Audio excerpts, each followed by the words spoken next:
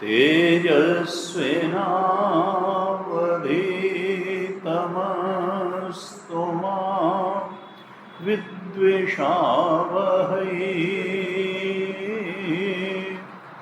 ओम शांति शांति शांति।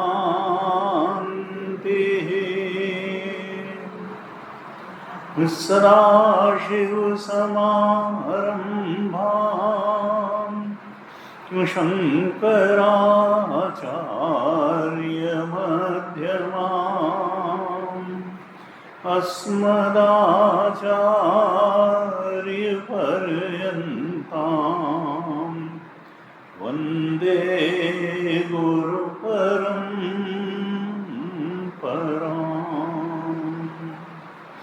अज्ञानतिमिरान्धस्य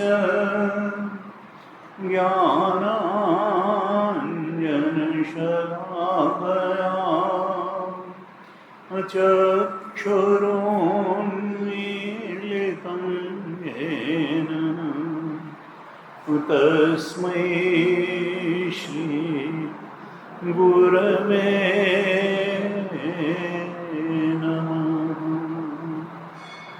तस्मै श्री गुरवे नमः। यन्मायावशवर्ति विश्वमखिलं ब्रह्मादिदेवासुराः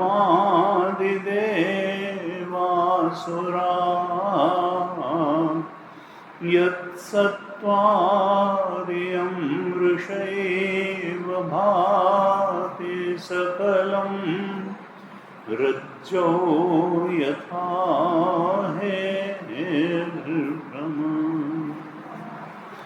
यत्पादप्लवमेकमेव हि भवान् बोधे स्थितिर्षावताम्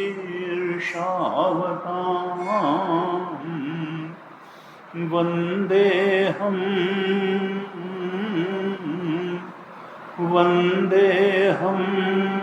तमशेषकारणपरं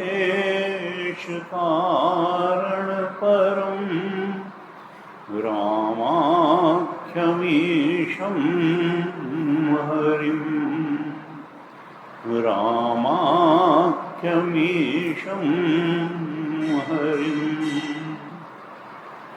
प्रसन्नतां ज्ञानगताभिषेकतः तथा नमं लेवनवासदुःखतः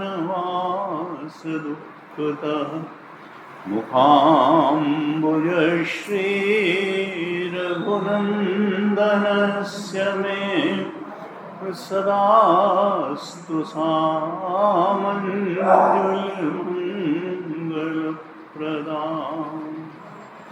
नीलाम्बुजश्यामलकोमलाङ्गं सीतासमारोपितवानुभागं पाणौ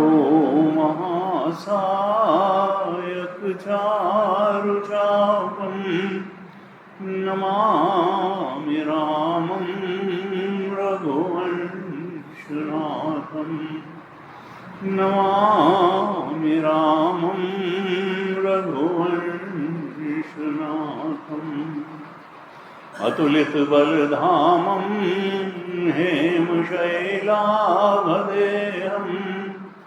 दनुजुवनकृशानुं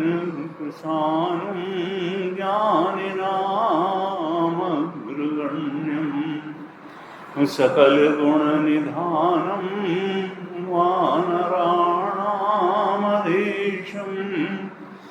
रघुपतिप्रियभक्तं वातजातं नमामि रघुपतिप्रियभक्तं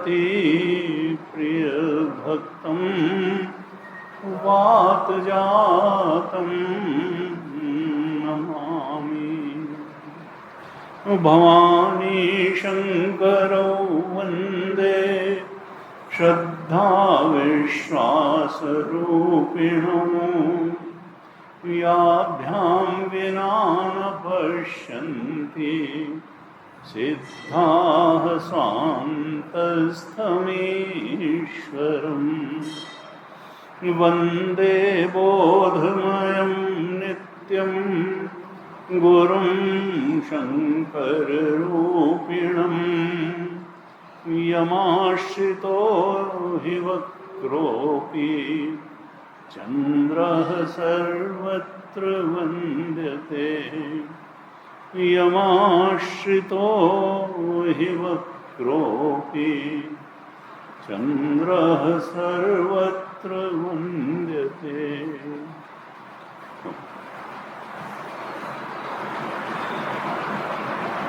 मनुष्य के जीवन की जो समस्या है वो मोह है, और ये मोह से निर्मोह की यात्रा होनी है। रामचरितमानस का भी जो संदेश है वो यही है कि मोह का क्षय हो जाए। मोक्ष का अर्थ ही है मोह का क्षय हो जाना। हमको कई बार लगता नहीं everything is very clear to me, हम तो सब जानते हैं। नहीं, यही तो है, हम सब कुछ नहीं जानते हैं। ज़्यादातर चीज़ें हम नहीं जानते हैं। जो जानने लायक चीज़ें हैं वो नहीं जानते हैं। हम तो केवल थोड़ा कमाना थोड़ा खाना जानते हैं। यहाँ क्यों आए, किस कारण से आए, मनुष्य जीवन मिला है किस लिए मिला है, मनुष्य जीवन का लक्ष्य क्या है, उस लक्ष्य को कैसे प्राप्त किया जा सकता है, ये सब हम नहीं जानते हैं। लेकिन ये बताने के लिए शास्त्र है और गुरु है। गीता जैसा शास्त्र है, रामचरितमानस जैसा शास्त्र है, उपनिषद जैसे शास्त्र हैं, श्रीमद् भागवत है, जहाँ पर जीवन के स्वरूप का वर्णन किया गया है, सृष्टि के स्वरूप का वर्णन किया गया है।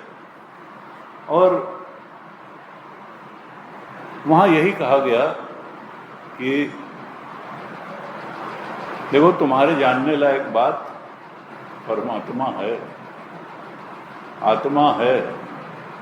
उसको जान लिया तब तो मनुष्य जीवन सार्थक हुआ, और उसको अगर नहीं जाना तो फिर समझो तुमने कोई बहुत अचीवमेंट नहीं किया।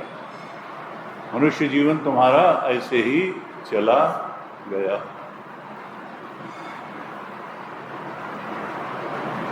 मोह दशमौलि तद्भ्रात अहंकार पाकारिजित काम विश्रामहारी। ये मोह ही रावण है जो अंदर बैठा हुआ है उल्टी बुद्धि बन करके। संसार बहुत सत्य है और संसार बहुत सुखद है। बार बार ये संसार बताता है कि हम बहुत दिल लगाने लायक चीज़ नहीं है, लेकिन हम कहते हैं नहीं, हम तो यहीं से सुख पा लेंगे। तो ये है कि जाओ फिर पा लो। आज तक तो कोई पा ना पाया। जिसने अंदर खोजा और जिसने आत्मा को पा लिया उसने कहा हमने सुख पा लिया, और जिसने संसार में खोजा उसका सुख सरकता चला गया। लगा अब मिलेगा, अब मिलेगा, अब मिलेगा, शरीर पूरा हो गया, जिस सुख की तलाश थी मिला नहीं। क्यों? क्योंकि मोहग्रस्त हो करके हम बाहर देखेंगे। गीता जी में कहा, न रूपमस्येह तथोपलभ्यते नान्तो न चादिर न च संप्रतिष्ठा अश्वत्थमेनं सुविरूढ़ मूलम असंग शस्त्रेण दृढ़ेन छित्त्वा। 15 अध्याय के 3रे श्लोक में कहा, यह संसार जैसा तुमको दिखता है वैसा है नहीं। दिखता कुछ है कुछ। न रूपमस्येह तथो, जैसा दिखता है वैसा उपलब्ध नहीं होता है। इसका न कोई प्रारंभ है न कोई अंत है, और इसकी कोई बीच में प्रतिष्ठा भी नहीं है।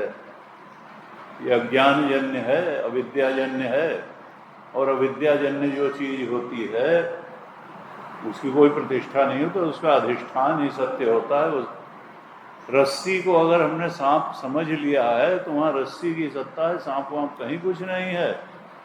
अगर हमने रस्सी को माला समझ लिया है और आकर्षित हो रहे हैं तो माला वहाँ मिलेगी नहीं, और सांप से भय खाने की जरूरत नहीं है। कहा ये संसार ऐसा ही है, ना यहाँ टेम्पटेशन की जरूरत है ना फियर की जरूरत है। लेकिन हमारी तो जिंदगी दो ही बातों में चलती है, टेम्पटेशन एंड फियर। कभी हम जो है लुभा जाते हैं किन्हीं बातों में संसार में, और कभी भय खा जाते हैं।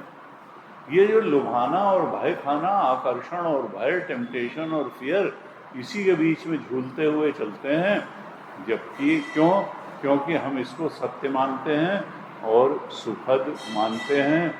ये बार बार बताता है कि हम सत्य भी नहीं हैं, हम सुखद भी नहीं। वेदांत में सत्य की परिभाषा है, त्रिकाले तिष्ठति इति सत्यम। जो तीनों कालों में रहता है सत्य तो वही है, और संसार में कुछ ऐसा नहीं है जो तीनों कालों में रहे। ये शरीर भी बदल जाता है, ये बाहर की दुनिया भी बदल जाती है। This too will pass away, this too will pass away. जो दृश्य जगत है वो परिवर्तनशील है। आप चाहें भी तो पकड़ के नहीं रह सकते हैं, ना अंतर जगत को ना बाह्य जगत को। इसका मतलब क्या है कि हम गलत जगह सही चीज को खोज रहे हैं। सुख खोजना ठीक है, लेकिन सुख जो है विषय का धर्म नहीं है। सुख आत्मा का धर्म है। आत्मा सच्चिदानंद है, आत्मा ही सत्य है, चेतन है, आनंद है, और उसको पाए बिना हमारे जीवन से दुख दूर होने वाला नहीं है, और जिस सुख की तलाश है वो मिलने वाली नहीं है। यानी आत्मज्ञान, उसी को हम राम जी को जानना भी कह सकते हैं, परम सत्य को जानना भी कह सकते हैं, आत्मज्ञान भी कह सकते हैं, ब्रह्म स्वरूप का ज्ञान भी कह सकते हैं। वही एक रास्ता है। पुरुष सूक्त में कहा कि ऋषि ने उद्घोष करके कहा कि ये कोई गप की बात नहीं है, कल्पना की बात नहीं है। उन्होंने कहा कि मैं तो उस परम सत्य को जानता हूं, उसके बोध में प्रतिष्ठित हूं। कहा नान्या पंथा विद्यते जनाय। मैं उस परम सत्य को जानता हूं, उसको कैसे जाना जाए उस मार्ग को भी जानता हूं, और उसको जानने के अलावा मुक्त होने का, सुखी होने का और कोई मार्ग भी नहीं है। जो आप सोचिए हम इस तरह से पहुंच जाएंगे, इस तरह से पहुंच जाएंगे। नान्या पंथा विद्यते।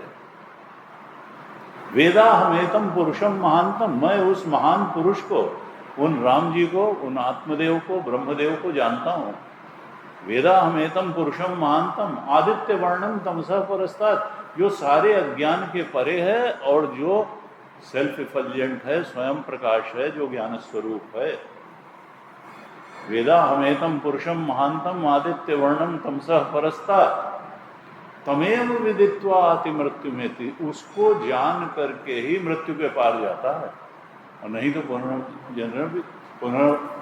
पुनरपि मरणम पुनरपि जननी यक्षरे शयनम, ये चलता ही रहेगा। वासनाओं, संस्कारों, इच्छाओं का खेल चलता रहेगा। अतृप्त इच्छाओं में हम फंसे हैं और जन्म जन्मांतर तक फंसे रहेंगे, उसी खेल में फंसे रहेंगे। हाँ नहीं, उसी को पा करके, जान करके, अनुभव करके मृत्यु के पार जाया जाता है, यानी जन्म मृत्यु के चक्कर से, संसरण से पार जाए और कोई रास्ता नहीं है। तुलसीदास जी ने भी लिखा रामचरितमानस में, 2 फैक्टर बताए कि उस परम सत्य को जानने के लिए 2 चीजें क्या आवश्यक हैं। तो कहा गुरु बिन होए कि ज्ञान, और ज्ञान की होए विराग बिन, चले कि जल बिन नाव, कोटि जतन पचि पचि मरिए। 2 चीजें चाहिए उस परम सत्य तत्व को जानने के लिए। एक तो गुरु चाहिए, श्रोत्र ब्रह्मनिष्ठ गुरु चाहिए, और वैराग्य भी चाहिए। गुरु बिन होए कि ज्ञान, और ज्ञान की होए विराग बिनु, थोड़ा वैराग्य भी चाहिए। थोड़ा आंख खोल के जिंदगी जियो और देखो कि इस जिंदगी में, बाहर की जिंदगी, बाहर के अचीवमेंट्स में कितना देने की ताकत है, कितनी तृप्ति देती हैं बाहर के अचीवमेंट। और ऐसे अगर तुम करोगे, आंख खोल करके जीवन जियोगे, अपनी जिंदगी को आंख खोल के देखोगे, अपने अड़ोसी पड़ोसी को देखोगे, पूरे समाज में लोगों की जिंदगी को देखोगे, तो तुम पाओगे कि जिस चीज की तलाश रहती है लोगों को, मिलती नहीं है बाहर पा करके कुछ भी।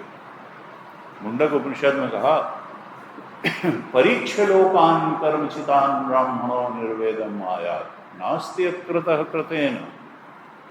इस लोक की परीक्षा करके तुम सोए सोए मत जियो कि हाँ जो आ गया वो, अब स्वामी जी अब जीवन तो सुख दुख का नाम है ही है। नहीं, जीवन सुख दुख का नाम नहीं है। हमने अपने जीवन का जो लाइफ का अप्रोच बना रखा है उसके कारण सुख दुख दोनों है। नहीं तो आत्मा तो सुखद स्वरूप है, वहां दुख नहीं है। कहा परीक्षण कर करके जिंदा रहो, इस संसार का परीक्षण करो, अपने जीवन का परीक्षण करो, अपने सक्सेस और फेल्योर्स का परीक्षण करो। परीक्ष लोकान कर्मचितान, और ये कर्म से प्राप्त हुआ है, ये शरीर भी कर्म से प्राप्त हुआ है, मनुष्य लोक भी कर्म से प्राप्त हुआ है, आगे भी जो लोक प्राप्त होंगे, शरीर प्राप्त होंगे, वो कर्म से ही प्राप्त होंगे। और कर्म 2 ही तरह का होता है, या तो सत्कर्म होता है, दुष्कर्म होता है। अगर हमने ठीक से देख करके नहीं किया, विवेक से नहीं किया, तो दुष्कर्म हो जाएगा। और विवेक पूर्वक किया, भगवान के चरणों का स्मरण में रहते हुए किया, तो सत्कर्म होगा, तो फिर ठीक है, हमको कम से कम सांसारिक स्तर पर सुख मिलेगा। तो परीक्ष लोकान कर्मचितान ब्राह्मणों निर्वेदम आया। अगर तुम परीक्षण कर करके करोगे तो तुम इस लोक की कलई तुम्हारे सामने खुल जाएगी और तुमको वैराग्य हो ही जाएगा। आंख खोल करके जो जीवन जीता है वो उसको वैराग्य हो जाता है। निर्वेदम, निर्वेद माने वैराग्य। निर्वेदम आयास नास्ति अकृतः कृतेन। और वो इस निष्कर्ष पर भी पहुंच जाता है कि कर्म से जो कुछ भी प्राप्त होता है वो काल में नष्ट हो जाता है। ये शरीर कर्म से प्राप्त हुआ है पूर्व जन्मों को, ये काल में नष्ट हो जाएगा।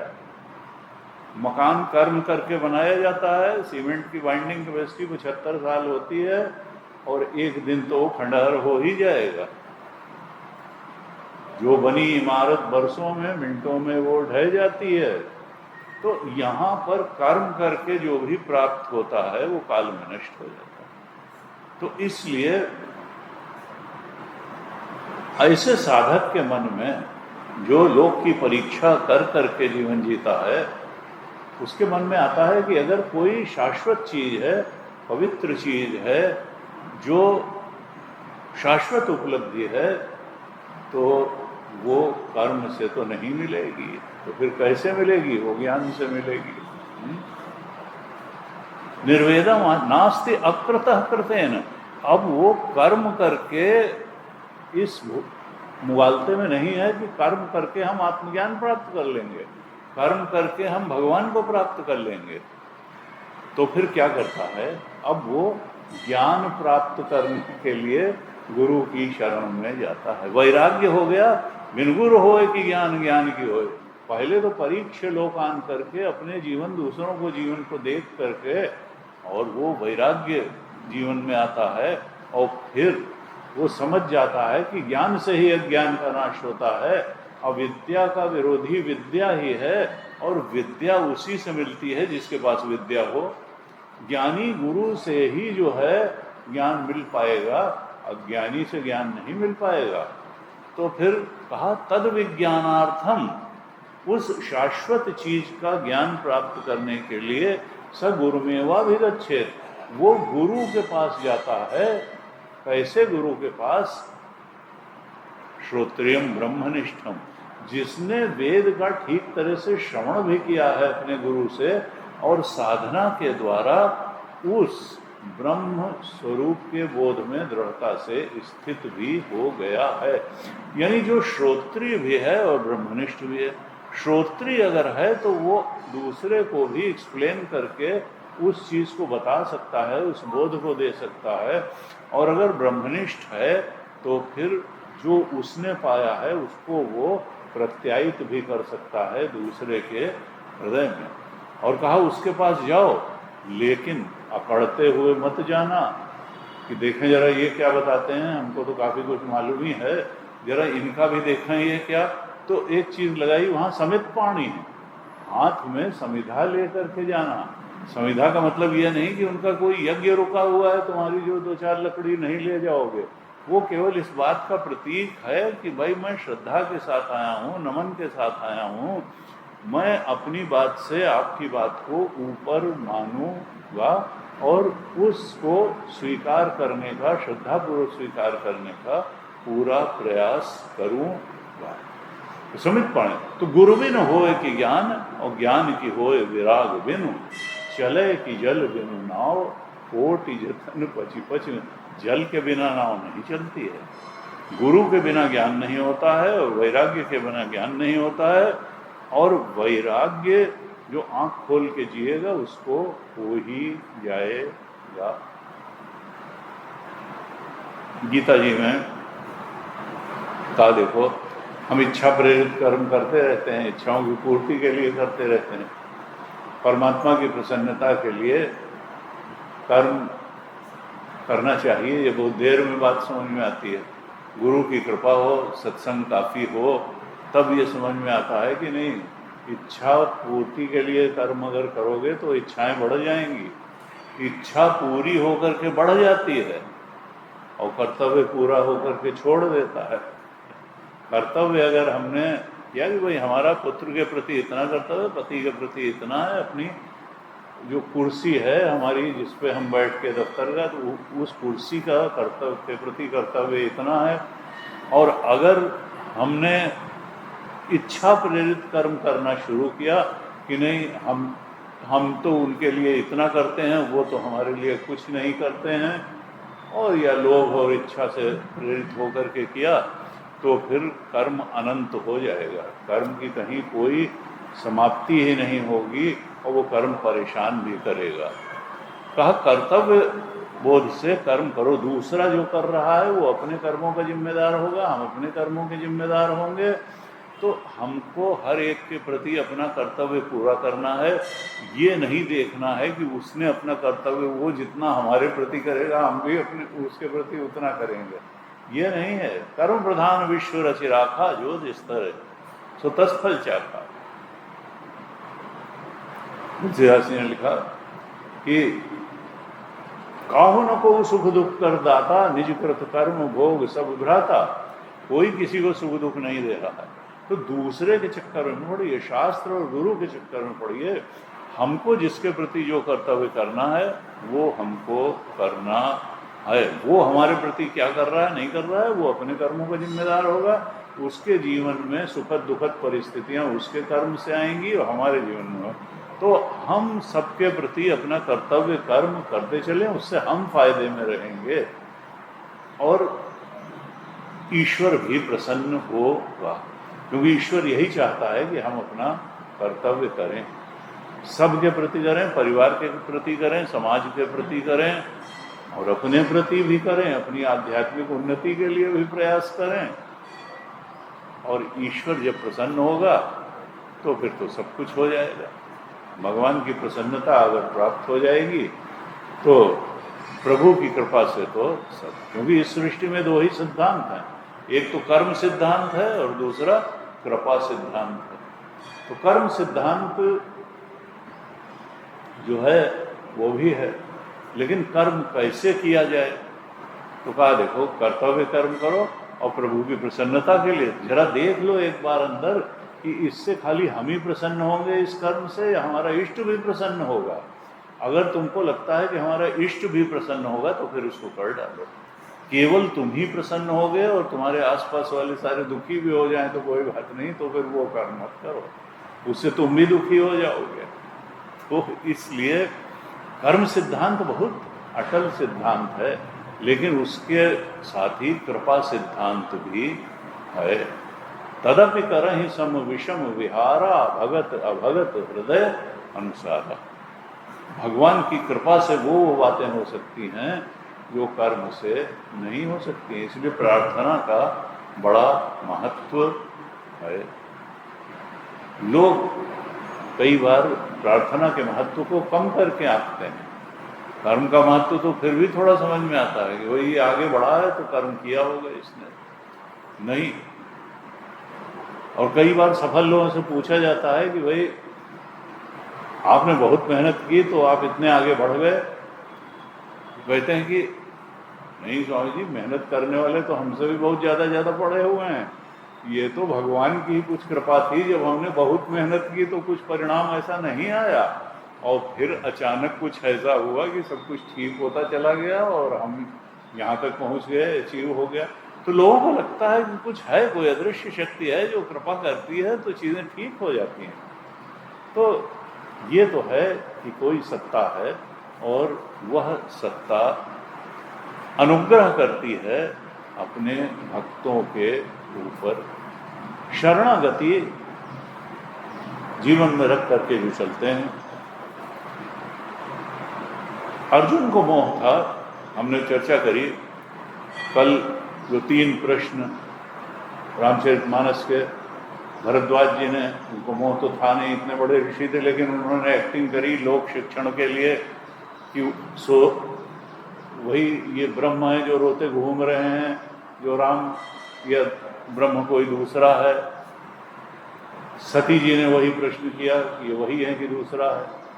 और फिर पार्वती का जन्म हुआ तो फिर वही प्रश्न किया, ये जो रोते घूम रहे हैं पत्नी के विरह में, ये वही, ये ब्रह्म है या ये कोई दूसरे हैं? जो नृपतन है तो ब्रह्मति में। और गरुड़ जी का भी वही प्रश्न है कि अगर मैं इनका नागपाश न काटता तो फिर ये कैसे ब्रह्म है कि ये अपने जो पक्षी वाहन की हेल्प के ऊपर निर्भर हैं कि मैंने नागपाश काटा तब जा करके ये जो मुक्त हुए। तो रामायण का प्रश्न जो है वो यही है। मोह हुआ, सती को भी मोह हुआ, पार्वती को भी मोह हुआ, गरुड़ जी को मोह हुआ, और फिर उपदेश से मोह भंग हो गया। यानी रामचरितमानस की यात्रा क्या है? मोह से निर्मोह की यात्रा है। हमारी भी जीवन की यात्रा यही होगी कि मोह से निर्मोह की यात्रा होगी। जीवन का सही स्वरूप जो अभी हम बाह्य जीवन को ही बहुत मान के बैठे हैं, वस्तु जगत को बहुत मान के बैठे हैं, और वृत्ति जगत जहाँ सुख दुख का अनुभव होता है, जहाँ विचार होते हैं, निर्णय होते हैं, उसको बहुत मान के नहीं। उनका अधिष्ठान जो है वस्तु जगत और वृत्ति जगत का, जो आत्म तत्व है, चेतन तत्व है, सच्चिदानंद है, असल में बिना उसको जाने पहचाने मानने और उसमें मैं बुद्धि किए, उसको स्वरूप के रूप में अनुभव किए बात बनने वाली है नहीं। अनुभव गम में भजहि जय संता। कुछ लोग कहते हैं कि नहीं ये जो है वो जाना कहाँ जा सकता है? नहीं, तुलसीदास जी लिखते हैं अनुभव गम में। श्रद्धा और अश्रद्धा में अंतर होता है। जो अश्रद्धालु होता है वो कहता है कि उसको जाना नहीं जा सकता, और श्रद्धालु कहता है हम श्रद्धापूर्वक इस रास्ते पे चलेंगे शास्त्र और संत के दिखाए हुए, तो एक दिन हम जान भी लेंगे। श्रद्धा जानने तक पहुंचा देती है और अश्रद्धा भटकाती ही रहती है। अश्रद्धालु कभी नहीं जान पाएगा। श्रद्धावान लभते ज्ञानम तत्पर संयतेन्द्रिय ज्ञानम लब्ध्वा पराम शांति मचिरेणाधिगच्छति। और अज्ञश्च अश्रद्धानश्च संशयात्मा विनश्यति नायम लोकोस्ति न परो न सुखम संशयात्मना। अगर हम संशय में ही पड़े रहेंगे तो एक तो अज्ञानी हैं और फिर किसी ज्ञानी पर श्रद्धा भी नहीं कर पा रहे हैं। हम अज्ञानी हैं तो ज्ञानी पर श्रद्धा कर लें तो थोड़ा हमारा ज्ञान दूर हो जाएगा, लेकिन अज्ञानी भी है और अश्रद्धालु भी है, फिर तो उसका बेड़ा पार, कैसे पकड़ में ही नहीं आएगा। संशयात्मा हो, संशय भी है तो विनश्यति नायम लोकोस्ति, न यहाँ पे सुख मिलेगा न परलोक में सुख मिलेगा, वो तो भटकता ही रहेगा। नायम लोकोस्ति न परो न सुखम संशयात्मना। अज्ञानी भी है, श्रद्धालु भी है, संशय से भी ग्रस्त है, तो फिर वो कहीं पहुंच नहीं पाएगा।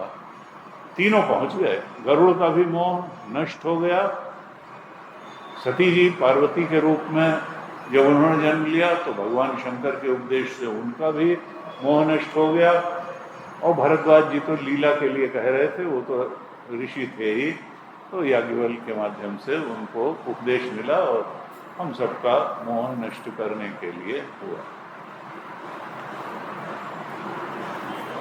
अर्जुन इतना ज्यादा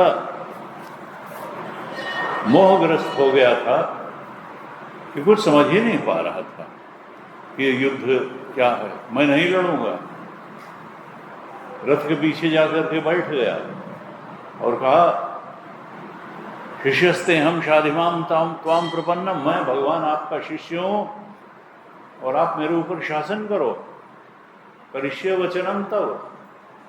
तो और उसके बाद क्या किया, ये तो ऊपर ऊपर से कहा कि शिष्य हूं, लेकिन फिर पीछे जाके बैठ गया। इंतजार भी नहीं किया कि भगवान क्या कहते हैं कि लड़ो कि न लड़ो, मनमानी करी। तो यही होता है कई बार, ऊपर ऊपर से व्यक्ति कहता है मैं शिष्य हूं और अंदर अंदर से गुरु की बात सुनने की भी कोशिश नहीं करता है, उसके पालन करने की तो बात ही जाने दीजिए।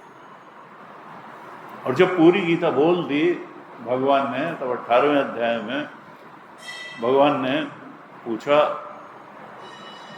कि अर्जुन, जो मैंने तुमको बताया पूरी गीता में, उसको जो है तुमने एकाग्र चित्त से क्या सुना? कच्चिदेतत् श्रुतम पार्थ त्वया एकाग्रेण चेतसा। एकाग्र चित्त होकर के उसको सुना जो मैंने बताया है। कच्चिद अज्ञान सम्मोह प्रनष्टस्ते धनंजय। क्या तुम्हारा अज्ञान और मोह नष्ट हुआ? और हमारे गुरु जी स्वामी तेजवन जी कहते हैं ये तो कहिए अर्जुन जो है बहुत अच्छा श्रोता था, नहीं तो अगर आजकल का जैसा लौकिक श्रोता होता और उससे उसका गुरु पूछता कि कच्चिदेतत् श्रुतम पार्थ, तो क्या जो कुछ बताया गया था वो तुमने एकाग्रता से सुना? तो शिष्य खड़ा होकर कहते क्या सुना, क्या बताया था? तो सब हो जाता है ऐसे ही क्या सुना, क्या कौन चीज पूछ रहे हैं कि सुनी हो बताइए। उनका नहीं, अर्जुन जो है फिर बहुत सिंसियर लिसनर था। तो गुरु जी हमारे कहते थे डोंट बी सेलेक्टिव लिसनर। उनका श्रोता भी 3 तरीके के होते हैं। एक तो होता है श्रोता जो पूरे श्रद्धा के साथ और पूरी बात को आत्मसात करने के लिए श्रद्धा पूर्वक चीजों को सुनता है।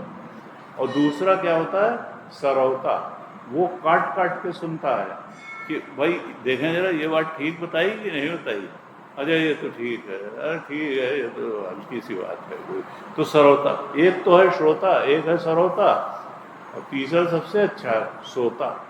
वो तो आया और अपना सो गया, खर्राटे लेने लगे और उनका ये बहुत अच्छा सत्संग रहा भाई, बहुत ही अच्छी नींद आ गई।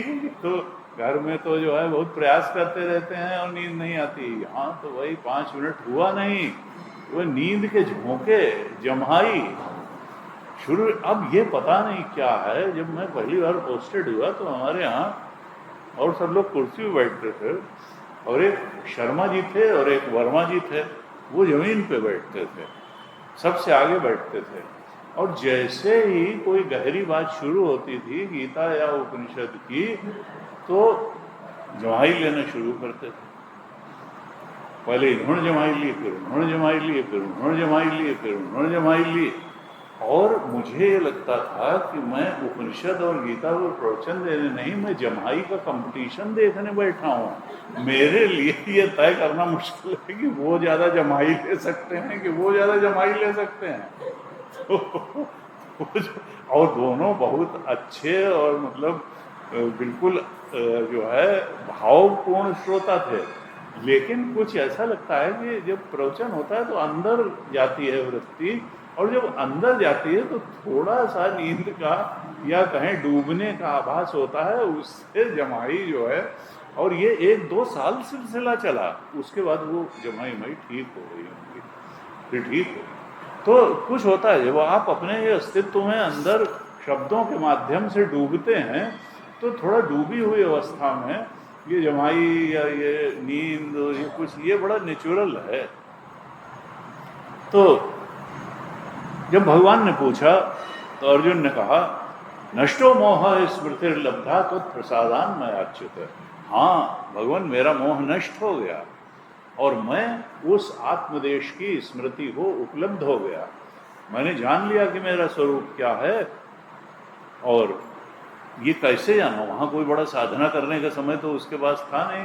कहा आपके प्रसाद से जान लिया।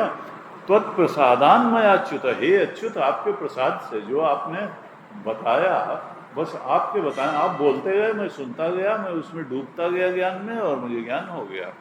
स्थितोस्मि गत संदेह, कोई संदेह मुझे नहीं है, और करिष्य वचनम तव, अब इस जीवन के स्वरूप के बारे में कोई संदेह नहीं है, क्या करना है क्या नहीं करना है इसके बारे में कोई संदेह नहीं है, कर्म की सीमा क्या है, ज्ञान की सीमा क्या है, कोई संदेह नहीं। तो हम कर्म करें, कर्म से कोई झगड़ा नहीं है, लेकिन ईश्वर की प्रसन्नता के लिए कर्म करें, जिससे हमारे राम जी हृदय में बैठे हुए प्रसन्न हो। और कहा कि गुरु की शरणागति बहुत आवश्यक है। श्रेयान द्रव्यमयाद यज्ञ ज्ञान यज्ञ परंतप सर्वम कर्माखिलम पार्थ ज्ञाने परिसमाप्यते। गुरुदेव ने शायद इसी गीता के 4 अध्याय के श्लोक से ये ज्ञान यज्ञ शब्द लिया। भगवान कहते हैं ये द्रव्यमय यज्ञ से ज्ञान यज्ञ बहुत श्रेष्ठ है, क्योंकि द्रव्यमय यज्ञ तो कर्मकांड के अंतर्गत आएगा, उसके अपने लाभ हैं, लेकिन ज्ञान यज्ञ तो मोक्ष तक पहुंचा देगा, आत्मबोध तक पहुंचा देगा, तो परम सत्य के बोध में दृढ़ता से प्रतिष्ठित कर देगा। इसलिए भगवान कहते हैं श्रेयान द्रव्यमय आदि यज्ञ ज्ञान यज्ञ परंतप सर्वम कर्माखिलम पार्थ ज्ञाने परिसमाप्यते। सारे कर्मों की समाप्ति ज्ञान में हो जाती है, आत्मज्ञान में हो जाती है। लेकिन आत्मज्ञान मिलेगा कहाँ से? ऐसे ही हवा से नहीं मिल जाएगा, पड़ोसी से नहीं मिल जाएगा। तद विद्धि प्रणिपातेन परिप्रश्नेन सेवया उपदेक्षन्ति ते ज्ञानम ज्ञानिनस् तत्वदर्शिना। वो ज्ञान प्राप्त करने के लिए तत्वदर्शी ज्ञानी की शरण में जाना पड़ेगा, और तब उपदेक्षन्ति ते ज्ञानम ज्ञानिनस्, वो और उससे पूछना पड़ेगा, नम्रता पूर्वक जाओ और उससे कहो कि भाई मुझे ज्ञान चाहिए, और तब वो जब ज्ञान देंगे तो तुमको ज्ञान जो है ग्रहण हो जाएगा। और जब ज्ञान ग्रहण हो जाएगा तो फिर तुम्हें कोई संदेह नहीं रहेगा अपने सत्य के बारे में, जगत के सत्य के बारे में, और परमात्मा के सत्य के बारे में। तो ऐसे जो है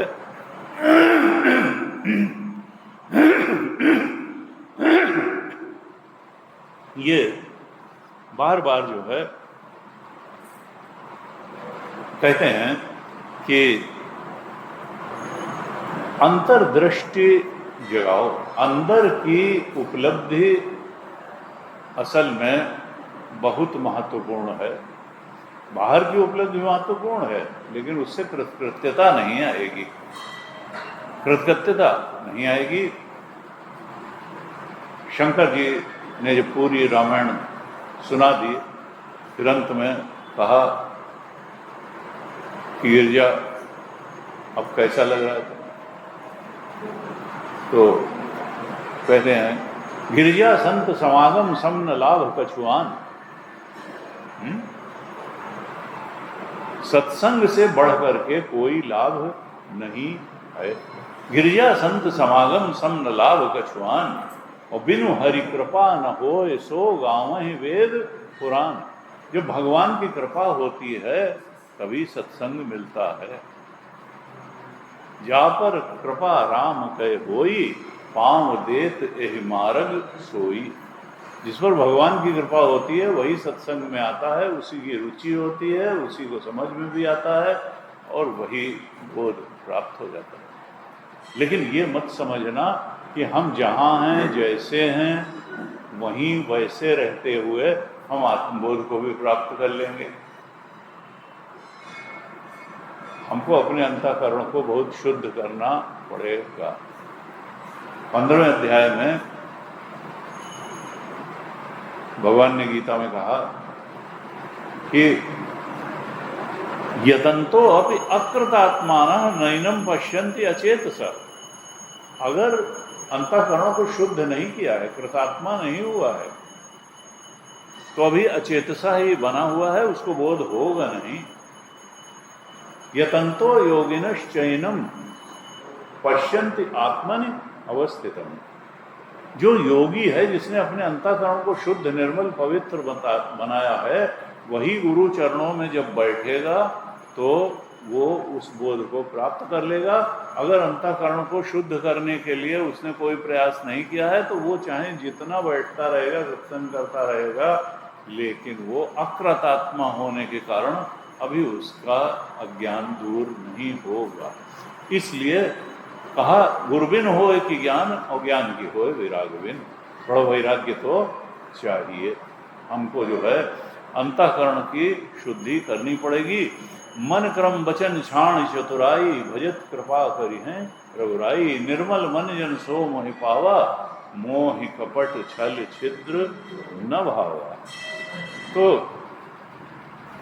कहा देखो भगवत शरणागति में रहो। और लोग सोचते हैं कि बस इंटेलिजेंस से ही हम सब कुछ जान लेंगे। इंटेलिजेंस से संसार जाना जाता है, इंटेलिजेंस से भगवान को नहीं जाना जाता है। कठोपनिषद में बड़े स्पष्ट रूप से कहा कि योग्यताएं क्या हैं। हर चीज में एक योग्यता, अर्हता होती है, एक एलिजिबिलिटी होती है। ब्रह्मज्ञान के लिए भी एलिजिबिलिटी है, परम सत्य के बोध के लिए तुम्हारा। और यहाँ शरीर की कोई एलिजिबिलिटी नहीं है। यहाँ अष्टावक्र भी बोध को प्राप्त हो जाते हैं और कोई भी प्राप्त हो सकता है। शरीर के बल की आवश्यकता नहीं है, धन बल की आवश्यकता नहीं है, समाज में संबंध बल की, लेकिन मन कैसा है यही सबसे बड़ी आवश्यकता है। तो कहा ना विरतो दुश्चरितात्, जिसके जीवन से दुश्चरित अभी विदा नहीं हुए, यानी जिसका आचरण पवित्र नहीं हुआ है, वो नहीं जान पाएगा। ये नहीं कि इंटेलिजेंस के बल पे, इंटेलिजेंस के बल पे आप संसार में बहुत बड़े बड़े पद प्राप्त कर सकते हैं, बहुत बड़ी नेतागिरी में कोई स्थान प्राप्त कर सकते हैं, वहाँ पर चालाकी भी चल जाती है, सब चल जाता है, लेकिन अध्यात्म में दुश्चरित अगर है तो आत्मबोध नहीं होगा। ना विरतो दुश्चरितात्, ना शांतो ना समाहितः। आपकी अगर इंद्रियां शांत नहीं हैं तो नहीं होगा, इंद्रियां आपको भटकाती रहेंगी। अगर आपका मन चित्त समाहित नहीं है, एकाग्र नहीं हो पा रहा है, तो फिर नहीं हो पाएगी बात। गुरु का उपदेश ग्रहण ही नहीं होगा, ठहर नहीं पाएगा।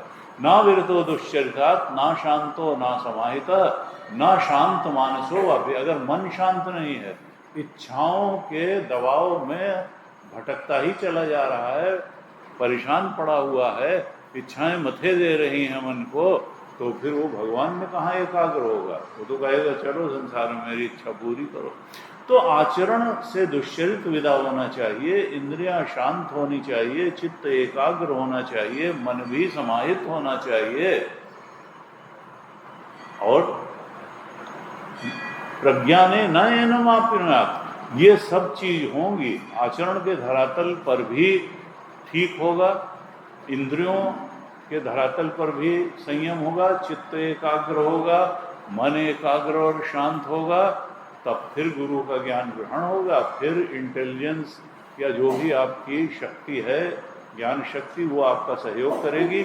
और केवल अगर आपने सोचा कि इंटेलिजेंस के बल पर हम उस सत्य को जान लेंगे और आचरण में भी शुद्धता नहीं लाएंगे, इंद्रियां भी ठीक से नहीं रखेंगे, चित्त भी एकाग्र नहीं करेंगे और मन भी समाहित नहीं करेंगे, तो खाली इंटेलिजेंस के बल पे आत्मबोध होने वाला नहीं है और भगवान प्रसन्न होकर के कृपा करने वाले भी नहीं हैं। इसलिए साधना चाहिए। और इन्हीं धरातलों पर तो हम जिंदा हैं, आचरण के धरातल पर जिंदा हैं, इंद्रियों के धरातल पर जिंदा हैं, हम चित्त के धरातल पर जिंदा हैं और हम मन के धरातल पर जिंदा हैं। ये सब जो है जब भगवत परायण हो जाएंगे, ये सब उसमें लगेंगे, तो फिर हम जो आवश्यक अर्हता है, एलिजिबिलिटी है, उसको प्राप्त कर लेंगे और हमको शास्त्र और गुरु की बात समझ में आ जाएगी। हमें थोड़ा जीवन में वैराग्य भी आ जाएगा और हम बोध की तरफ बढ़ चलेंगे। तो इस तरह से कृतात्मान होना है, हमको शुद्धि करनी है अंतःकरण की, पूरे के पूरे जीवन की, तब जो है हम पहुंच जाएंगे।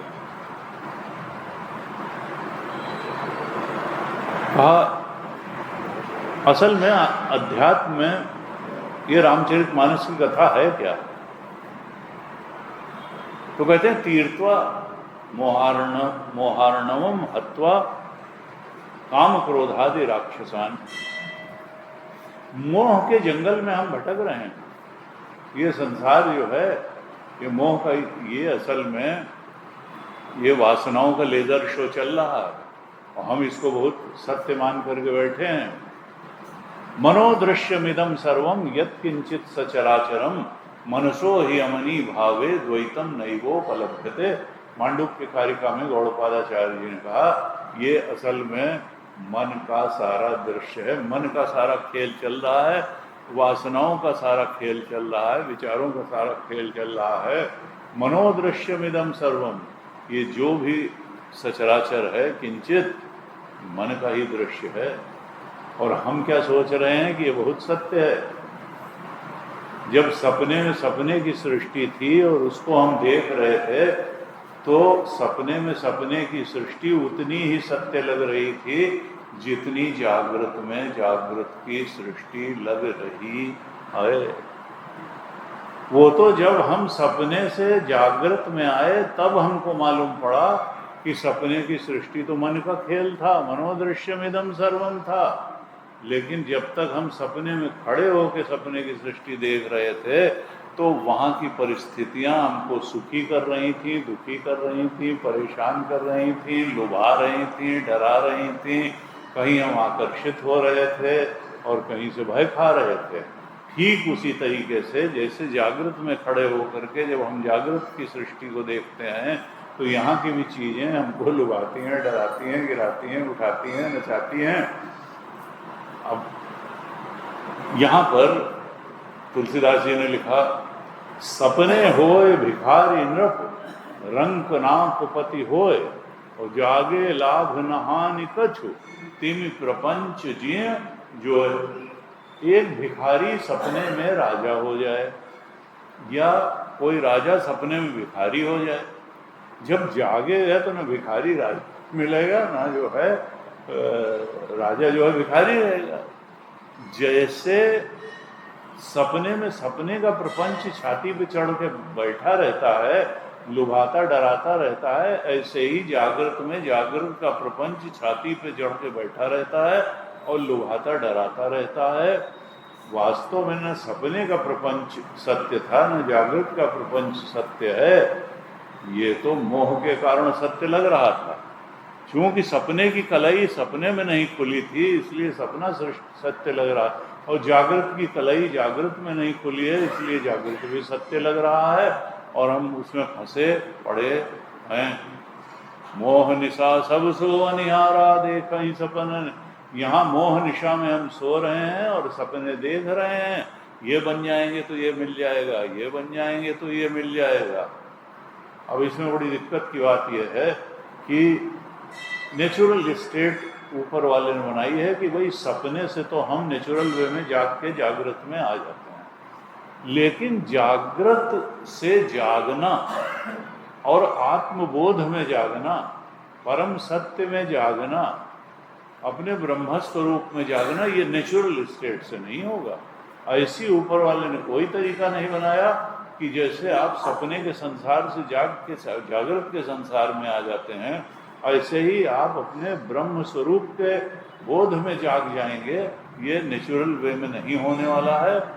इसके लिए आपको साधना करनी पड़ेगी, और इसी के लिए सारे शास्त्र भी हैं और सारे गुरु भी इसी की तरफ इशारा कर रहे हैं कि आपको साधना करनी पड़ेगी, जीवन को ठीक से देखना पड़ेगा, अपने मन की और कर्म की गति को नियमित करना पड़ेगा, आत्मोन्मुखी बनाना पड़ेगा, तभी आप जाग पाएंगे।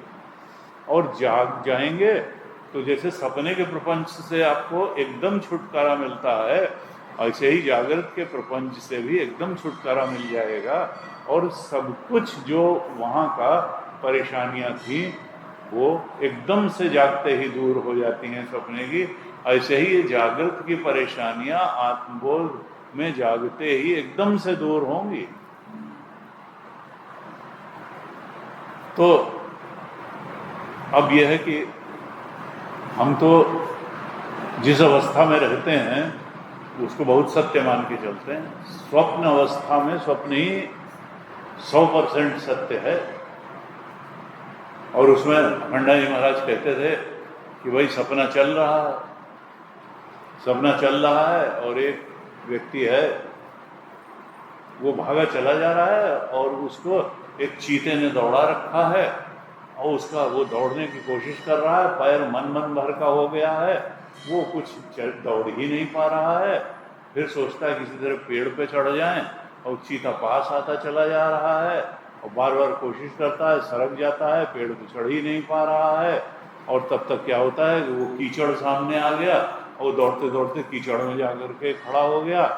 अब चीता कीचड़ के उधर खड़ा है, ये कीचड़ में धंसे हैं, धीरे धीरे धंसते चले जा रहे हैं। और गए क्या थे, तो उनका सपने में तो जो है बड़ा ऊल जुलूल टाइप का होता है, तो कुछ भी जो है देख सकता है सब। और वहाँ जो है गए क्या थे कि आर्थिक परेशानी थी और इंडस्ट्री बंद होने वाली थी, तो बैंक गए थे कि वही थोड़ा कुछ लोन वोन मिल जाए। तो फैक्ट्री बंद है, उसको बैंक में कुछ काम बना नहीं, परेशान वैसे ही थे। फिर चीते ने दौड़ा लिया, फिर कीचड़ में फंस गए। और ये सब परेशानियों के बीच में एक आए वहाँ सदगुरु, और उन्होंने कहा कि देखो ऐसा करो, तुम्हारी सारी परेशानियों का एक उपाय है, एक झटके में हो जाएगा कि तुम जाग जाओ। तो वो सपने का गुरु सपने के टीचर से झगड़ पड़ा। उसने कहा एक तो इतनी परेशानी वैसे है, फैक्ट्री बंद होने वाली है, लोन मिल नहीं रहा है, चीता दौड़ा रहा है, मैं कीचड़ में धंसा जा रहा हूँ, तुम कोई रस्सी अगर हो तो लाओ, मुझे कीचड़ से निकालो, कोई बंदूक हो तो लाओ, इसको चीते को गोली मारो, कोई बैंक में पहचान हो तो थोड़ा लोन दिलवाओ, कुछ ठीक हो। तुमने एक तो ऐसे ही इतनी परेशानियां थी, तुमने एक नई परेशानी खड़ी की कि जाग जाओ। अरे भाई जागे हुए तो हैं ही हैं, अब जाग क्या जाए उसमें।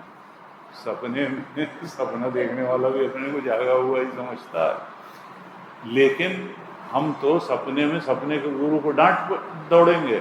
इसी तरह से जागृत में भी जब जागृत का गुरु कहता है कि तुम आत्मा के बोध में जाग जाओ, तो एक झटके में तुम्हारी सारी परेशानियां दूर हो जाएंगी, तो हम उसको भी कुछ उसी दृष्टि से देखते हैं कि इतनी तो परेशानी है, वो जो है शरीर ठीक काम नहीं कर रहा है, सही डॉक्टर दवाई मिल नहीं रही है, और जो है तमाम फाइनेंशियल परेशानियां हैं और सामाजिक है, तो और तुमने लगाया कि जाग जाओ और सत्संग करो। अरे जितनी हैं उतने से तो डील नहीं कर पा रहे हैं, अब चले हम जो है जागें। तो लेकिन यह है कि जैसे सपने के गुरु की बात बिल्कुल ठीक थी, ऐसे ही जागृत के गुरु की बात भी बिल्कुल ठीक है कि बिल जागे न दूर दुख कोई। तुलसीदास ने लिखा, शिव पार्वती संवाद में ही अंत में आएगा कि रजत सीप महाभास जिम जथा भानु कर बार्य, जदपि मृषा तिहु काल सोई, भ्रम न सके को उतारी, एहि विधि जग हरि आश्रित रही, जदपि असत्य देत दुख आही। जासु कृपा भ्रम मिट जाई, गिरजा सोई कृपा रघुराई। कहते हैं ये है क्या? कहा जैसे रजत सीप, जैसे सीप में चांदी है नहीं लेकिन दिखाई देती है, दृष्टि भ्रम के कारण दिखाई देती है तो सीप दिखती है, चांदी और आदमी लुभाता है। इस संसार में चांदी वांदी नहीं है। All that glitters is not gold है। तो यहाँ चमकती हुई चीज दिखती है। न रूपमस्य है तथोपलभ्यते नाम तो अनचादिर न च अश्वत्थमेनम सुविरुद्ध असंगशत। इसको तो असंगता के शस्त्र से काटना पड़ेगा। तो रजत सीप महाभास जिम यथा भानु, वहां हैं तो सूरज की किरणें, लेकिन टोटल इंटरनल रिफ्लेक्शन की वजह से पेड़ उल्टे दिखने से लगता है जैसे वहां जल है, कोई सरोवर है। और है क्या? वहां तो बालू है, रेगिस्तान है, वहां कुछ जो है जल वल है ही नहीं। सीप में चांदी कहीं नहीं है, किरणों में जल कहीं नहीं है। यद्यपि मृषा त्यों तीनों कालों में नहीं है, लेकिन दिखता तो है। आंख की संरचना ऐसी है कि रेगिस्तान में जल भी दिखाई देता है, सीप में चांदी भी दिखाई देती है। कहा यही विधि जग हरि आश्रित रही। इसकी सत्ता जो है वो तो परमात्मा है, अधिष्ठान तो परमात्मा राम जी बैठे हुए हैं, और उस पर ये जग आश्रित है। यानी ये मिथ्या है, ये दिखता है, जैसा स्वरूप इसका दिखता है वैसा है नहीं। अधिष्ठान सत्य है, ये अध्यास रूप है, ये वासनाओं का प्रक्षेपण है, वासनाओं का लेजर शो चल रहा है। अभी वासनाएं अगर खत्म हो जाएं तो फिर खोजो माया कहाँ गई। इसीलिए कहते हैं कि इच्छाओं के पीछे बहुत मत भटको, इच्छाएं तो भटकाती ही रहेंगी। तो उपनिषद ने भी यही कहा, गीता ने भी यही कहा, रामचरितमानस भी यही कह रही है। कठोपनिषद ने कहा यदा सर्वे प्रमुच्यन्ते कामा ये से हृदय श्रिता अथ मर्त्यो अमृतो भवति अत्र ब्रह्म समश्नुते। यदा सर्वे प्रमुच्यन्ते कामा, ये तुम्हारे हृदय में बैठ रहने वाली जो कामनाएं हैं, वो जब उन सारी कामनाओं से छुट्टी मिल जाती है तो अथ मर्त्यो, ये मरण धर्मा जो मनुष्य है यहीं अपने अमृत ब्रह्म स्वरूप के बोध में प्रतिष्ठित हो जाता है। यदा सर्वे प्रमुच्यन्ते कामा ये हृदयश्रिता अथ मर्त्यो अमृतो भवति अत्र ब्रह्म समश्नुते, अपने ब्रह्म स्वरूप को प्राप्त कर लेता है। और गीता जी ने भी यही कहा है, प्रजहाति यदा कामान सर्वान पार्थ मनोगतान आत्मन्येवात्मना तुष्ट स्थित प्रज्ञस्तदोच्यते। जब सारी कामनाएं चली जाती हैं तो स्थित प्रज्ञ यानी ब्रह्म स्वरूप में स्थिति प्राप्त हो जाती है। यानी प्रभु के और हमारे बीच में हमारी कामनाएं ही खड़ी हैं। वो कामनाएं अगर हम भगवान के चरणों में समर्पित करते हुए भगवत कृपा, भगवान की प्रसन्नता के लिए जो कामनाएं पूरी होनी है, जैसे पूरी होनी है उस तरह से अगर करते हुए जिए तो कामनाएं हमारे लिए बंधन का कारण नहीं होंगी। और नहीं तो फिर क्या होगा कि वो कामनाएं चिंता पैदा करेंगी। आशा तृष्णा नाम हुई, मर गए शरीर। ये आशा और तृष्णा मरेगी नहीं, इच्छाएं खत्म नहीं होंगी, ये तो बढ़ती ही चली जाएंगी, शरीर पूरा हो जाएगा। तुलसीदास जी ने कहा तीन ही तो होती हैं, पुत्रेषणा वित्तेषणा लोकेषणा। हमारा परिवार अच्छा रहे, बच्चे अच्छे रहे, पत्नी अच्छी रहे, घर अच्छा रहे, और वित्तेषणा पैसा भी अच्छा रहे, और फिर पॉपुलरिटी हो जाए, यश प्रतिष्ठा मिल जाए। तो इन्हीं तीन में सारी कामनाओं, पुत्रेषणा वित्तेषणा लोकेषणा। कहा सुतवित लोक ईशना तीनी के ही कय मति न कृत न मलिनी। ये तुम समझते हो ये बड़ी भारी धरोहर है तुम्हारी, इनको पूरा करके तुम जाने कहाँ पहुंच जाओगे। ये तीनों को पूरा करने के लिए जिंदगी जीना ये मलिन बुद्धि का परिचायक है, ये कोई बहुत शुद्ध बुद्धि और उच्च बुद्धि नहीं है। अगर तुम इन्हीं तीनों के लिए जो है जीवन, उच्च बुद्धि का परिचय किया है कि तुम आत्मस्वरूप के बोध में स्थित होने के लिए जीवन जियो, और नहीं तो चिंता सापिन को नहीं खाया और को जग जाए न व्यापी माया। चिंता सर्पिणी ने किसको नहीं डसा, चिंता में ही निकल जाएगा जीवन। चिंता सापिन को नहीं खाया को जग जाए न व्यापी माया। का देखो, व्यापी रहो ब्रह्मांड मह माया कटक प्रचंड, सेनापति कामादि भट्ट दम्भ कपट पाखंड। इस संसार में भगवान ने अपनी माया छोड़ रखी है। कहा जो है ये व्यापी रहो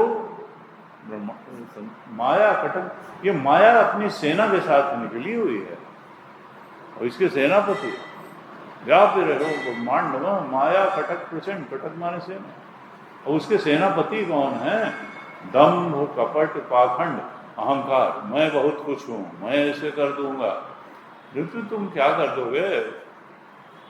अपने पैदा किए पैदा नहीं हुए, अपने जवान किए जवान नहीं हुए, अपने बुढ़ापे को रोक नहीं सकते, अपनी मृत्यु को रोक नहीं सकते हो। आए क्या तुम्हारे आंख में? थोड़ा कमा लो खा लो, यही है। लेकिन नहीं, मैं हूं, मैं और मोर तोर तय माया, जय दस की ने जीव निकाया, गो गोचर जहां लगी मन जाई, सो सब माया जाने हो भाई। एक दुष्ट अतिशय दुख रूपा, जापस जीव पड़ा भवकूपा, और एक रचई जग गुण बस जाके, प्रभु प्रेरित नहीं निज बलता के। एक विद्या माया है जो संसार को रच देती है, भगवान की वो कष्ट नहीं देती है। ईश की माया, हमारी जो माया है जो इच्छा रूप में हमारे पल्ले पड़ी है, वो कष्ट देती है, उससे सतर्क रहना। वो अविद्या माया है, अविद्या माया को छोड़ना है। तो कहा कि व्यापी रहे हो ब्रह्मांड में माया कटक प्रचंड, सेनापति कामादि भट्ट दम्भ कपट पाखंड। दम्भ है, कपट है, पाखंड है, ये सब उसके हैं। और उसके होता क्या है कि चिंता, चिंता जो है होती है, पुत्रेषणा वित्तेषणा लोकेषणा सताती हैं, और ये माया जो है परेशान करती है अविद्या। लेकिन तुलसीदास जी कहते हैं कि माया वैसे बहुत बलवती है, माया जो है बहुत शक्तिशाली है, लेकिन भगवान सर्वशक्ति हैं। भगवान के चरणों में अगर कोई पकड़ के रहता है तो माया वाया कुछ उस पर असर नहीं करती है, वो सर्वशक्तिमान है। माया तो भगवान की शक्ति से शक्तिमान है। सो दासी रघुवीर की समुझे मिथ्या सोप, और छूट न राम कृपा बिनु, नाथ कहूं पद रोक। कहा ये क्या है? ये रघुवीर की दासी है, भगवान की तो दासी है। जीव पे बहुत हुक्म चलाती है और वो आप चलाती है, भगवान के सामने इसका कुछ नहीं चलता है। सो दासी रघुवीर की, भगवान की तो दासी है। और समुझे मिथ्या सो, अगर हम ठीक तरह से माया का स्वरूप समझ लें और ब्रह्म का स्वरूप समझ लें तो ये तो झूठ ही निकलती है, मिथ्या निकलती है। सत्य तो आत्मा है, परमात्मा है, ब्रह्म है, राम जी सत्य है, माया सत्य नहीं है। सो दासी रघुवीर की समुझे मिथ्या सोपी, और छूट न राम कृपा में, जो भगवान की कृपा होती है तो छूट जाती है और कोई तरीका नहीं है। नाथ कहूं पद रोक, मैं कहता हूं कि ये और ये क्या है? उल्टी बुद्धि है क्या? तुलसीदास जी लिखते हैं, नौका रूढ़ चलत जग देखा। जब नौका पे बैठ के व्यक्ति चलता है, नौका तेजी से चलती है, तो लगता है घाट जो है पीछे तेजी से छूट रहे हैं। ट्रेन में बैठ करके ये अब आजकल इफेक्ट आता है कि जो किनारे खंभे लगे हैं वो तेजी से पीछे की तरफ भाग रहे हैं। नौका रूढ़ चलत जग देखा, अचल मोह बस आपुन लेखा। मोह के कारण, ठीक से समझ न पाने के कारण वो समझता है कि मैं तो स्टेशनरी हूं, मैं तो अचल हूं, और किनारे भाग रहे हैं। जबकि वास्तविकता क्या है? तुम भाग रहे हो, किनारे तो जहां के तहां हैं। नौका रूढ़ चलत जग देखा, अचल मोह बस आपुन लेखा। बालक भ्रम ही न भ्रम ही ग्रहादि। वो घुंघरी परवता खेलते हैं बच्चे हाथ में, ऐसे फंसा करके गोल घूमते हैं, जोर जोर से घूमते हैं, फिर कहते हैं कि मकान नाच रहा है। असल में वो घूमने के कारण उनका सिर नाचने लगता है, तो कहते हैं आंगन नाच रहा है, मकान नाच रहा है। मकान कहाँ नाचेगा? ऐसे ही जो है हम नाच रहे हैं और लगता है कि सब कुछ नाच रहा है। बालक भ्रमः न भ्रमः ग्रहादि, कहाँ परस्पर मिथ्यावादी। उमा राम विषय रस मोहा, इस प्रकार का राम जी का के बारे में मोह है। वही मोह का क्षय हो जाए, वही मोक्ष, उसी के लिए रामचरितमानस का प्रवचन है। गीता जी का प्रवचन उसी लिए है, उपनिषद का प्रवचन उसी लिए है। हम अपने मन को शुद्ध करें और भगवत परायण जीवन जिए। जीवन के केंद्र में परमात्मा को ले आए। जीवन में जिस भी धरातल पर हम जिंदा हैं, देखिए हम कर्म के धरातल पर जिंदा हैं, हम प्रेम के धरातल पर जिंदा हैं, और हम जो है ज्ञान के धरातल पर जिंदा हैं। 3 धरातल पर जिंदा हैं। हर व्यक्ति में कर्म की भी सामर्थ्य है और कुछ न कुछ कर्म कर ही रहा है। हर व्यक्ति में प्रेम करने की भी सामर्थ्य है और वो कहीं न कहीं तो प्रेम कर ही रहा है। प्रेम की सामर्थ्य दिया है, कर्म की सामर्थ्य दिया है ऊपर वाले ने। और ज्ञान भी हर एक के पास कुछ न कुछ है ही है, ज्ञान की भी सामर्थ्य दी है। तो अब ये क्या है कि हम कर्म को कर्मयोग बना लें, प्रेम को प्रेम योग या भक्ति योग बना लें, और ज्ञान को ज्ञान योग बना लें, बस तब हमारी साधना सिद्ध हो जाएगी। लेकिन ये बनाएं कैसे? उनका कर्म हम करते किस लिए हैं? अपनी इच्छाओं की पूर्ति के लिए करते हैं कि परमात्मा की प्रसन्नता के लिए करते हैं? अगर इच्छाओं की पूर्ति ये है परमात्मा की प्रसन्नता के लिए करने लगे तो हमारा कर्म कर्मयोग बन जाएगा। अगर प्रेम हम हजार जो है जो बटा हुआ है उसको हटा के परमात्मा के चरणों में प्रेम करने लगे तो हमारा प्रेम भक्ति योग बन जाएगा। वो ज्ञान जो अभी सांसारिक बातों में ही हजार हजार बातों में उलझा हुआ है, उसकी जो है हम आत्मज्ञान को केंद्र में ले आए, ईश्वर के स्वरूप के ज्ञान को केंद्र में ले आए, तो हमारा ज्ञान ज्ञान योग बन जाएगा। अर्थात हमारे कर्म के केंद्र में भी परमात्मा आ जाए, हमारे प्रेम के केंद्र में भी परमात्मा आ जाए, और हमारे ज्ञान के केंद्र में भी परमात्मा आ जाए, तो फिर हमारा कर्म कर्मयोग बन जाएगा, हमारा प्रेम भक्ति योग बन जाएगा, और हमारा ज्ञान ज्ञान योग बन जाएगा। और ये तीनों अगर आ गए तो बोध हो ही जाएगा। हम भटकेंगे नहीं अविद्या में के वशीभूत होकर के, सत्य में प्रतिष्ठित होकर के हमारा जीवन चलेगा। इच्छाओं के बैकग्राउंड में नहीं, आत्मबोध के ब्रह्म स्वरूप के बोध के बैकग्राउंड में जीवन चलेगा। अपने लिए भी हम शांति का संचार करेंगे और दूसरों के लिए भी हम शांति और सुख ही बिखेरेंगे। शास्त्र का यही संदेश है, यही रामचरितमानस का, गीता का, उपनिषद का संदेश है। कहते हैं तीर्थवा मोहार्णवम हत्वा काम क्रोधादि। ये रामायण की जो कथा है इसका आध्यात्मिक अर्थ क्या है, स्पिरिचुअल मीनिंग क्या है? कि मोह के जंगल के पार चले जाओ। तीर्थवा मोह अर्णवम, मोह के जंगल, हम अभी मोह के जंगल में भटक रहे हैं, यही सत्य है। तीर्थवा मोहार्णवम और हत्वा काम क्रोधादि राक्षसन, ये जो काम और क्रोध के राक्षस हमको अंदर से ही प्रताड़ित कर रहे हैं उनको मारना। राम जी ने वो तो बाहर के राक्षस मारे, साधक को जो अंदर काम क्रोध लोभ मोह मद मत्सर के राक्षस बैठे हुए हैं उनको मारना है। तब ये राम जी की यात्रा जो है रामायण हमारी सिद्ध होगी, पूरी होगी। तीर्थवा मोह के जंगल के पार जाना है। तीर्थवा मोह अर्णवम हत्वा काम क्रोधादि राक्षसान। और तब क्या होगा? शांति सीता समायुक्ता, तब शांति रूपी सीता से हमारी भेंट होगी, शांति। और तब शांति सीता समायुक्ता आत्मा रामो विराजते। शांति सीता को पा करके जो आत्मा राम है, आत्मा में ही आराम मिल जाएगा। शांति भी मिल जाएगी और आत्मा का में आराम भी मिल जाएगा। हम आत्माराम बन करके जीवन जिएंगे, भटकते हुए जीवन नहीं जिएंगे। तो यहाँ पर इस तरह से कहा। हमने कल थोड़ी सी कथा देखी थी कि सती जी ने अपना, जब शिव जी ने देखा कि रामावतार हुआ है और उन्होंने, राम जी रोते घूम रहे हैं पत्नी के विरह में, तो उन्होंने तो प्रणाम किया और जय सच्चिदानंद जग पावन अस कहि चले मनोज न सामन।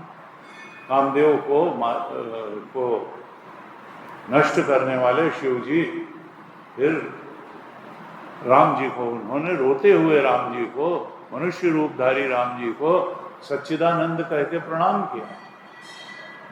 और तब उनको थोड़ा हुआ कि ये जो है हमारे तो अखिलेश्वर हैं पति, और इन्होंने इस रोते हुए राजा के लड़के को प्रणाम किया। ये ब्रह्म है कि राजा का लड़का है, ये है क्या? अगर ब्रह्म है तो शरीर रख करके ये मनुष्य के रूप में कैसे आ गया? तो फिर प्रश्न करती हैं और बहुत कोशिश करते हैं, तरह तरह से समझाने की कोशिश करते हैं भगवान शंकर सती जी को कि वही ब्रह्म राम जी के रूप में आए हैं, अपने भक्तों का हित करने के लिए वही ब्रह्म मनुष्य रूप लेकर के आ गया। सो अज प्रेम भगति बस कौशल्या की गोद, वही अजन्मा जो है ब्रह्म वो कौशल्या जी की गोद में आ गया है भक्तों पर कृपा करने के लिए। भगत भूमि भूसुर सुरभ सुरहित लागे कृपाल, करत चरित धरि मनुज तन सुनत मिटहि जग जाल। कहा वो जो है भगत भूमि भूसुर सुरभ, अपने भक्तों के लिए आ जाता है, इस धरती के उद्धार के लिए आ जाता है। ये ब्राह्मणों को कष्ट देने से निवारण कर, दुष्टों के संहार के लिए आ जाता है, अच्छे लोगों को, सज्जनों पे उपकार के लिए।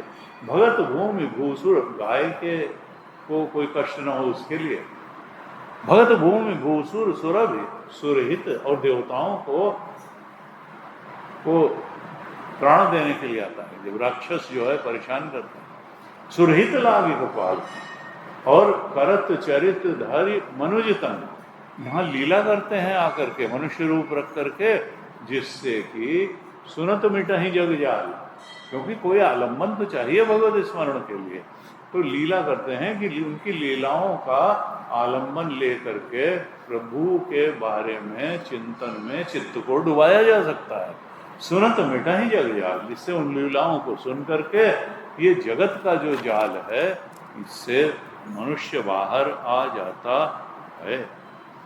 इस तरह से बहुत तरह से समझाया भगवान शंकर ने सती जी को, लेकिन जब मन स्थिति नहीं होती है तो लाख कोई समझाए समझ में बात नहीं आती है। लाग न उर उपदेश जदपि कहे शिव बार बहु, हृदय में जो है उनके उपदेश लगा ही नहीं बहुत तरह से।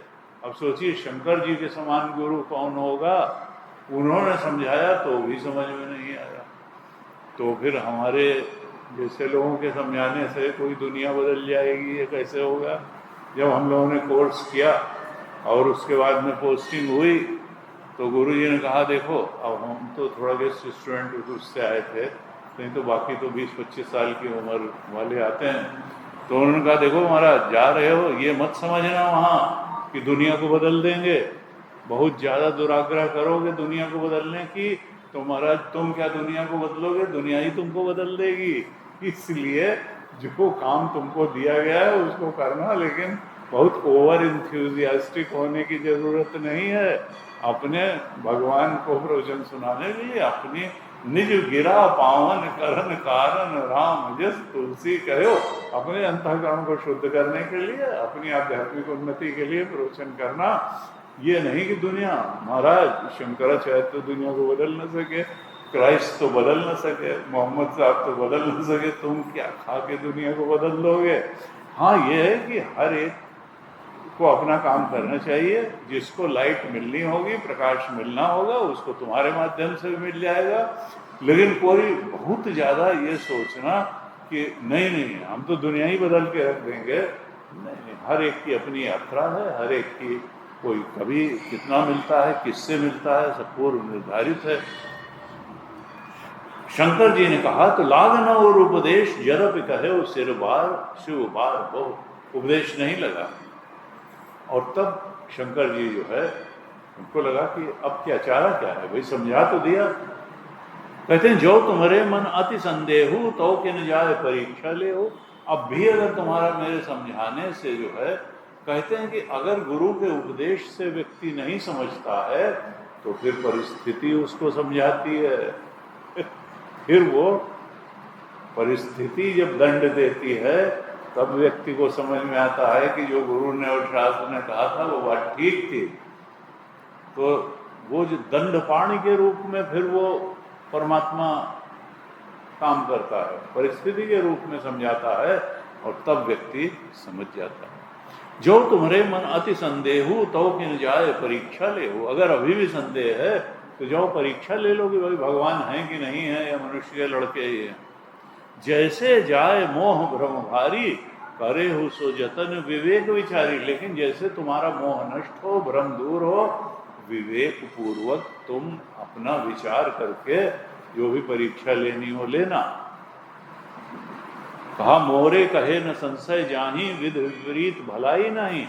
मैं त्रिभुवन गुरु शंकर, मेरे कहने से भी इनके संशय नहीं जा रहे हैं, इसका मतलब विधाता रूठ गया है, अब भलाई नहीं है, हुई है। फिर कहने लगे कि अब किया भी है क्या बताया ही तो जा सकता है। हमारे पिताजी पता नहीं हम लोग कुछ करते होंगे ऐसा, तो कहते थे बेटा मानो ना मानो समझाए जाते हैं। हमको नहीं लगता, बोले हम सब ठीक ही तो कर रहे हैं, लेकिन वो अक्सर ये डायलॉग बोलते थे मानो न मानो समझाए जाते हैं। अब मानना न मानना तो उसके ऊपर है, कि बड़ों का काम तो एक ही समझा दें। ये कहते हैं अब नहीं, अगर हो है सोई जो राम रचि राखा वो करी तर्क बढ़ावे शाखा। अब हमने समझा लिया, अब नहीं हुए तो फिर जो राम जी को मंजूर होगा वही होगा। और उसके बाद वो चली और उन्होंने क्या किया, सीता जी का वेश बना लिया कि देखें भाई क्या होता है। उधर से लक्ष्मण जी आ रहे थे। लक्ष्मण दीख उमाकृत वेशा चकित भये ब्रह्म हृदय विशेखा।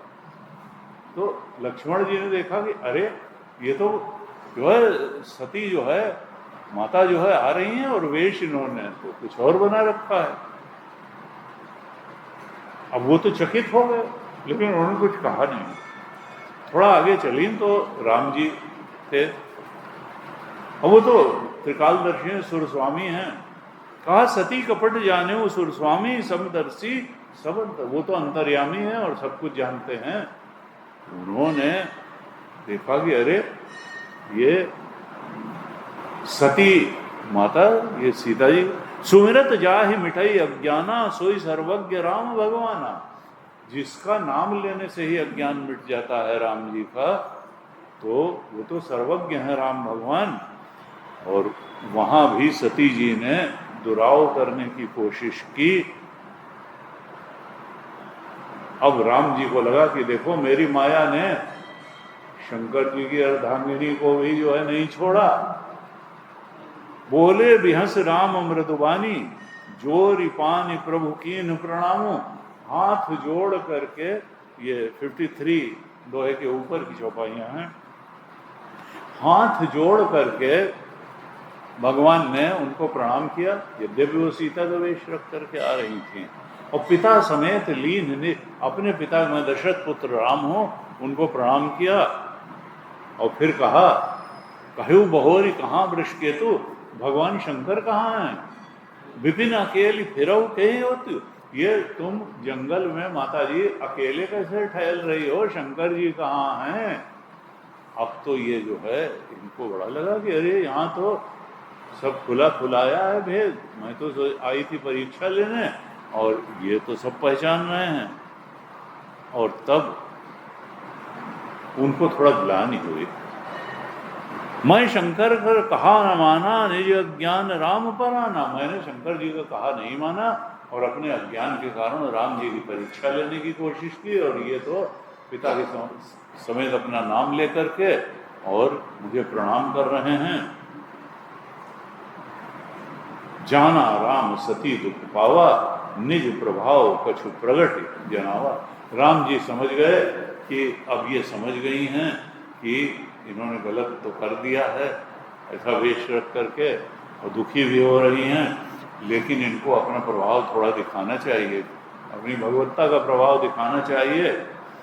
और तब सती जी इधर गई, प्रणाम स्वीकार करके राम जी का, तो देखा आगे जो है राम सीता लक्ष्मण चले आ रहे हैं, पीछे मुड़ के देखा तो वहाँ भी राम सीता लक्ष्मण चले आ रहे हैं, बाईं तरफ देखा तो भी राम सीता लक्ष्मण, दाहिनी तरफ देखा, जहां भी देख रही हैं वहां प्रभु राम ही दिखाई दे रहे हैं। शिव और विष्णु और ब्रह्मा तो अनेक दिखाई दे रहे हैं, राम वही दिखाई दे रहे हैं। अब वो तो बिल्कुल अंदर से जो है परेशान हो गई, राम रूप दूसर नहीं देखा, देखा राम जी तो वही हैं। सोई रघुवर सोई लक्ष्मण सीता, देख सती अति भई सविता।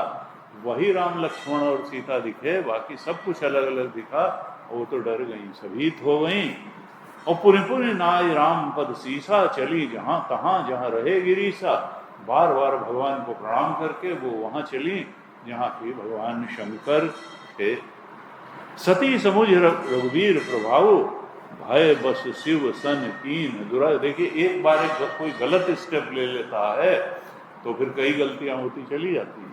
एक तो भगवान शंकर का कहना नहीं माना, फिर परीक्षा ली, फिर उस परीक्षा में फेल हो गई, और वहाँ पर गई तो जब भगवान शंकर के पास गई तो कुछ दुखी भी थी, कुछ क्षुब्ध थी, सभीत थी, भय भी था। और वहाँ जा करके शंकर जी ने कहा कि भाई हो गया, देख लिया भगवान है कि नहीं, क्या किया? तो कहा कछु न परीक्षा लीन गोसाई, कीन प्रणाम तुम्हारे ही नहीं। मैंने कोई परीक्षा ही नहीं ली, मैंने तो जैसे आपने जय सच्चिदानंद जग पावन कही चले मनो, जैसे आपने प्रणाम किया था वैसे मैं भी प्रणाम करके आ गई, मैंने कोई परीक्षा नहीं ली। अब शंकर भी त्रिकालदर्शी हैं, शंकर देखे उधर ध्याना, सती जो कीन चरित सब जाना। भगवान शंकर ने ध्यान जब देखा तो देखा सती ने क्या क्या वहां पर खेल रचा था, सीता का रूप धरा था, सब उन्होंने जान लिया। और फिर उन्होंने बहुरी राम माया ही सिरुनावा, सत्रेरी सती जय झूठ बुलावा। उन्होंने माया को सिरनाया भगवान की कि जिसने प्रेरणा करके सती से अब एक और झूठ बुलवा दिया। हर इच्छा भावी बलवाना, हृदय विचार शंभु सुजाना। अरे भगवान की इच्छा ही हमेशा बलवान होती है, ऐसा कह करके भगवान शंकर ने संतोष किया। जान गए कि सती कीन सीता कर वेशा, ये सती ने तो सीता का वेश रख लिया। और तब उन्होंने निर्णय किया कि जो अब करो सती सन प्रीति, मिटई भगति पथ होई अनीति। क्योंकि हमारे यहाँ कहते हैं कि देखो जीव का जीव से कोई संबंध नहीं होता। जीव इस जन्म में स्त्री है तो अगले जन्म में पुरुष भी हो सकता है, इस जन्म में पुरुष है तो अगले जन्म में स्त्री भी हो सकता है। अंते स्मृति सागति, पुरंजन उपाख्यान आता है भागवत में, उसमें पुरंजन का चित्त बहुत स्त्री आसक्त था। वो स्त्री का ही स्मरण करते करते उसने देह त्याग किया, तो अगले जन्म में वो वैदर्भी बन करके पैदा हो गया, वैदर्भी बन गया। तो कहा कि देखो देह से देह का संबंध होता है, देह तक होता है, जीव का जीव से, जीव का संबंध परमात्मा से ही है, आत्मा से ही है, ब्रह्म से ही है, देह के संबंध है। तब शंकर प्रभु पद सिर नावा, सुमिरत राम हृदय से। कहते हर चीज इंटेलिजेंस से और बौद्धिक निर्णय से ही नहीं आती, कभी कभी अंतर्यामी की आवाज बोलती है कि नहीं ये मत करो, गलत हो जाएगा, इस रास्ते चलो तो ही ठीक है। बहुत ज़्यादा तिकड़म बुद्धि करेगी तो बुद्धि तो अपनी बात को मनवाने के लिए सारे तर्क जुटा लेगी, कुछ लोग ये भी कहते हैं कि हम पहले निर्णय कर लेते हैं, तब बुद्धि से उस निर्णय के फेवर में तर्क जुटाते हैं और अपने को सही सिद्ध कर लेते हैं। नहीं, अंतर्यामी की आवाज़ सुनो, परमात्मा चाहता क्या है। कहते हैं उन्होंने उनके हृदय में भगवान राम का स्मरण करते हुए हृदय में ऐसे आया कि एहितन सती भेंट मोहिनाही। अब कोई पत्नी का संबंध सती के साथ नहीं रखेंगे, क्योंकि इन्होंने तो टेम्परेरली देह ही बदल ली, माता सीता का देह इन्होंने रख लिया। शिव संकल्प की मनमानी, इस प्रकार से भगवान शंकर ने मन ही मन संकल्प किया। और ये देवता लोग तो हर जगह जो है लड़ाई लगवाने आ जाते हैं। उसी समय जो है आकाशवाणी हो गई कि ऐसा जो तुमने संकल्प किया है कि अब सती के साथ कोई पत्नी का संबंध नहीं रहेगा, तो ऐसा संकल्प भगवान शंकर आप ही कर सकते हैं और कोई नहीं कर सकता है। ऐसी जब आकाशवाणी हुई कि अस्पन तुम बिन करई कौन, ऐसा प्रण और कोई नहीं कर सकता है, तो सती जी को लगा इसका मतलब कोई प्रण इन्होंने कर लिया और हमको तो बताया नहीं। तब बार बार उन्होंने पूछा कि भाई क्या प्रण किया आपने।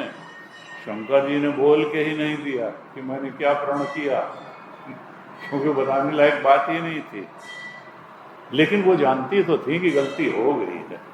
निज अग समुझ न कछु कही जाई, तपई अवा इव उर अधिकाई। जैसे अंगीठी तपती हो, ऐसे उनका हृदय तप तो रहा था कि गलती तो हो गई है, लेकिन कुछ कह भी नहीं पा रही थी। और ऐसे होते होते कैलाश पे आ गई तो शंकर सहज स्वरूप समारा, लाग समाधि अखंड पारा। कैलाश पे आ गई और फिर शंकर जी तो समाधि में चले गए। बीते संबत सहज सतासी, तजी समाधि शंभु अविनाशी। इस तरह से सहज 87,000 संवत तक वो ध्यान में बैठे रहे। और जब वो बीता तब फिर अब वो तो समाधि में चले गए। और इसके बाद में तब उन्होंने समाधि जब खोली तो उसके बाद फिर कथा चलती है सती जी की कि कैसे वो अपने पिता के यहाँ जाती हैं, कैसे उनका देह त्याग होता है, फिर पार्वती के रूप में उनका जन्म होता है और वहाँ पे कृष्ण फिर वही बना रहता है। शंकर जी तब उपदेश करते हैं और उनका मोह जो है भंग होता है। तो इस पर हम अब कल और परसों में चर्चा करेंगे। आज यहीं तक रखते हैं। आरती।